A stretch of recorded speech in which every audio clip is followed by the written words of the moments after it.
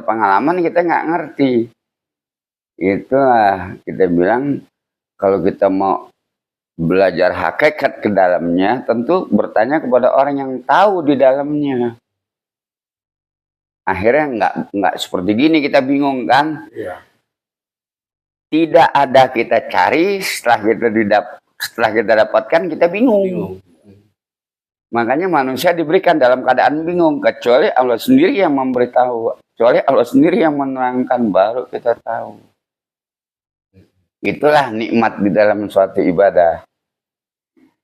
Nah, di dalam suatu ibadah ketenangan itu apa aja yang abang tahu? Jadi yang dikatakan hal seperti itu tadi, baru setelah itu saya sadar, kayak orang sadar gitu. Iya.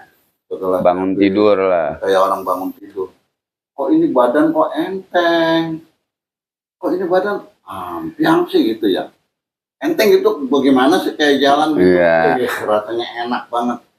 Saya nggak ada punya beban. Apa maksud beban itu tadi, Pak? Iya, kan begitu, Bang. Jadi Allah itu memberikan sesuatu, meringankan beban kita itu kan bermacam-macam.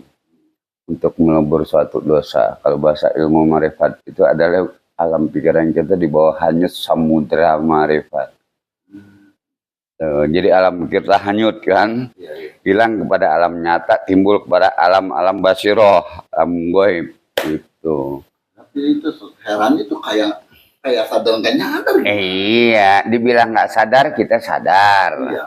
Tuh, dibilang sadar kita tidak sadar, saking tenangnya.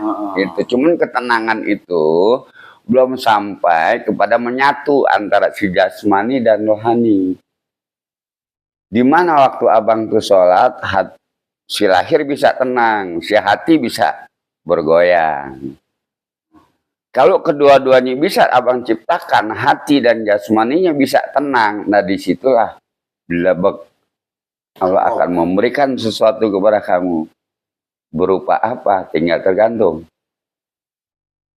Bisa abang bisa mengenal diri, tapi bisa petunjuk yang diberikan Tuhan, bisa nur yang diberikan kepada Tuhan itu sendiri.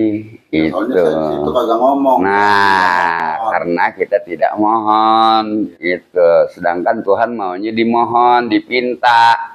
Kan ibadah itu sesuai dengan kebutuhan orang. Berarti kalau kita nggak minta, kita termasuk orang sombong. Bukan orang sombong, tidak punya tujuan. Tujuannya apa? Tujuannya kemana? Makanya ibadah tanpa satu doa ya tujuannya apa?